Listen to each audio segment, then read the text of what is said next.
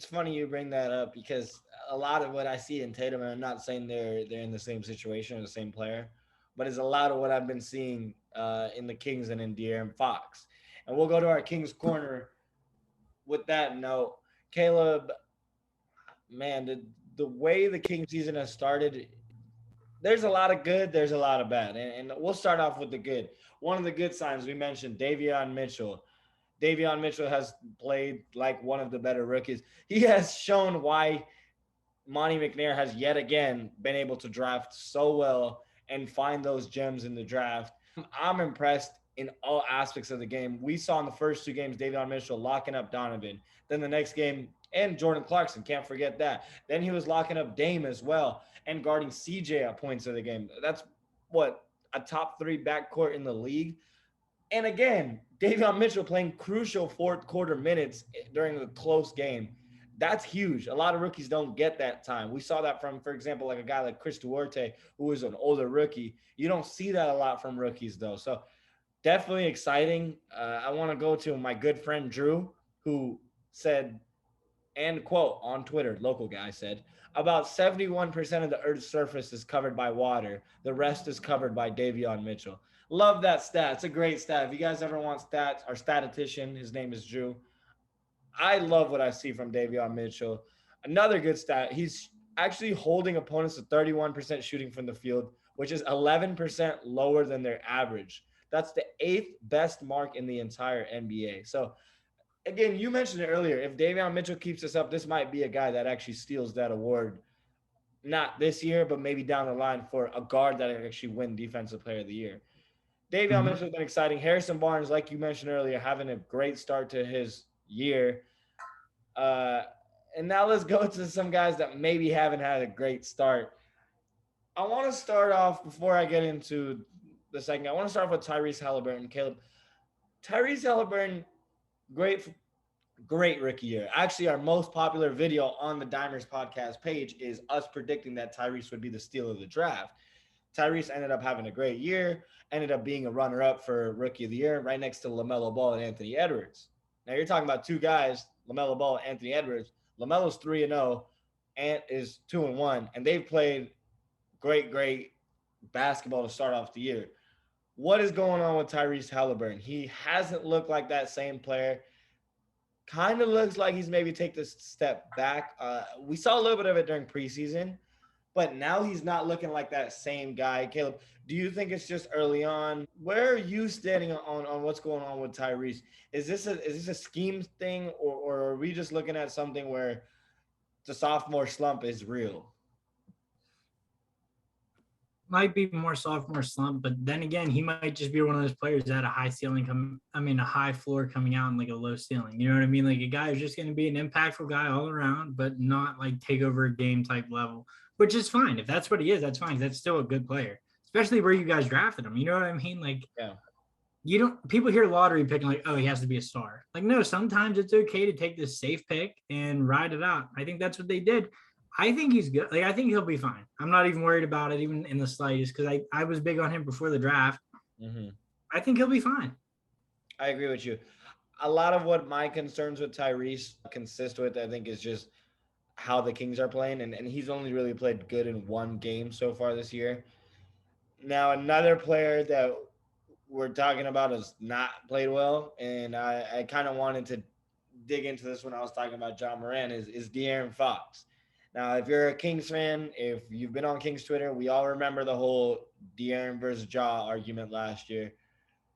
That didn't seem like it was an argument because De'Aaron was beating him in every category when they played head to head, beat him head to head in general, and just overall, I believe was the better player. Now this year, Ja has had a great start, and this conversation isn't really about John Morant, but it's just kind of put in perspective of where is De'Aaron Fox? Is he that guy? I'm having trouble, Caleb, and I'm going to be honest with you. I don't know if De'Aaron Fox can be that superstar franchise player. I don't even know if he can be an all. I think his ceiling might be a fringe all star, and you can't. You can easily say, well, that's fine, but it's let's be real, Caleb. Let's take off all the bias, take off the purple goggles. If we're being brutally honest, you paid the guy max money and he's still struggling to shoot. Shooting can't really be taught as far as like players don't just magically become good shooters. We talk about this all the time. If De'Aaron Fox doesn't become a good shooter, what is his ceiling? Where can he really go? Where can he go with the Kings? Like is he that guy that you can have win games for you? Because as of right now, it's not looking like it. No. Okay, let's say his ceiling is what you just said, right? Fringe all-star. Problem with that is like that's the King's number one player. You know what I mean? And for you guys to be able to reach that next level, you either need him to take a huge leap or you need about four other guys who are also fringe all-stars. You know what I mean? Like Yeah. think like the Atlanta Hawks. Remember that one random year the Atlanta Hawks were like unbelievable? They had Yeah. all those role players just take weird leaps and like being like very, very good. It's kind of what would have to happen if he's your number one. And like I said, that's fine if you have that, but do the Kings have that? You know what I mean? Like Barnes looks good. Davion Mitchell's impactful. Tyrese is good, but we just mentioned him. Can they reach that level with Fox being a fringe all-star as the number one? Because you know he's not going to be you know if he's your number one at that level, you're not winning a championship. You know what I mean? Like it's that simple. And do you? All right, I'll say this. I'll throw this at you. You get the draft right now. You could say I get to pick DeAaron Fox, or I get to take a chance and take John Morant and have him here.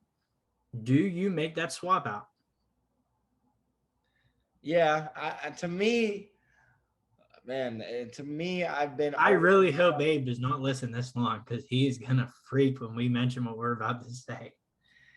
Yeah, and man, this is where I have trouble because I look at a guy like John Morant, and when it comes to shooting, I would say they're probably equal. Maybe you could give Ja the slight upper hand because Ja's a better free throw shooter. But when it comes to the players, I think Ja is more athletically gifted, and I think he is more of the gifted player. It's not always based on stats wise, but if you watch the game, if you see the way Ja finishes around the rim, I think it's just a different skill set. It's a different tool bag than what De'Aaron Fox has. And De'Aaron Fox, here's what he's lacking that he had his rookie year that I was so high on. He no longer shoots mid range. He no longer has a floater game. He just drives it inside going full force, or he's stepping back, settling for the three.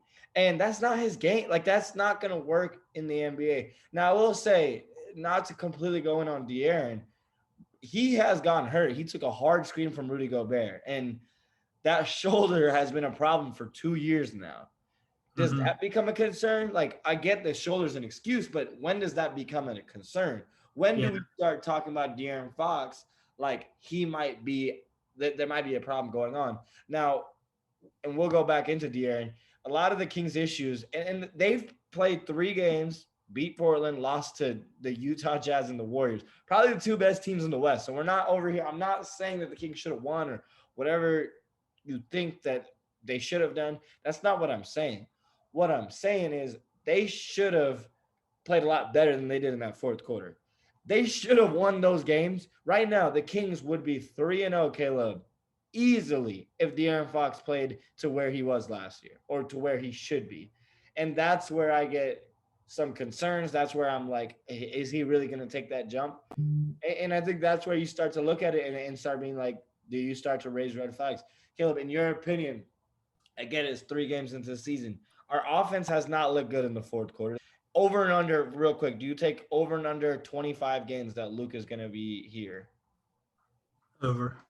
Over? Okay. Well, I don't know because you have Alvin Gentry right there. Like it's not like you have to go far to look for a reliable interim head coach to step in.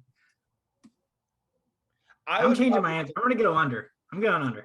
I would probably say over just on the fact that I think by game 28 to 30, I think by 30 games in the season, Luke Walton will be gone. Like 100% by the 30th game of the season, he will be gone. 25 is still a little bit early, but I would go on the over. And then that goes to the next point. When do you start raising those red flags on De'Aaron Fox? I'm not saying we should right now, and I'm not saying that, just off 3 games, John Morant is going to be the better player, and it's clear and cut. But you got to think about it. When did the red flag start to be raised with DeAaron Fox? I don't know, man, because you brought up the shoulder injury. That's a 2-year lingering shoulder injury. That's like you said, it can be an excuse for now, but eventually at some point, further conversations are going to have to be brought up. Like, can he reach that next level because of that injury? Like, it sucks. Injuries suck. Everybody knows injuries suck. But can he reach that next level dealing with that shoulder injury? I don't know, man. I don't know. When would you press the panic button? Like, when would you say, okay, it's time to get a little bit concerned? I would say probably by the AllStar break. I think by the AllStar break, and I'm not saying this is when you trade De'Aaron Fox, but that's when conversations need to start to be had. Where's Tyrese Haliburton? Where's Davion Mitchell? Where's De'Aaron Fox? We talk about a 3 guard lineup. I still think it's successful. I think it can work out. It all depends on where De'Aaron is. Tyrese is never going to be your superstar type scorer. De'Aaron has that ability. He has the capability to score like the Jason Tatums of the league. Can he do it on a consistent basis has always been the question. And if he can't by All-Star break, I think you start to I don't think you start to hit the panic button, but those red flags have to be raised. And then I think that's we're at the point where you got to think about what's that next step.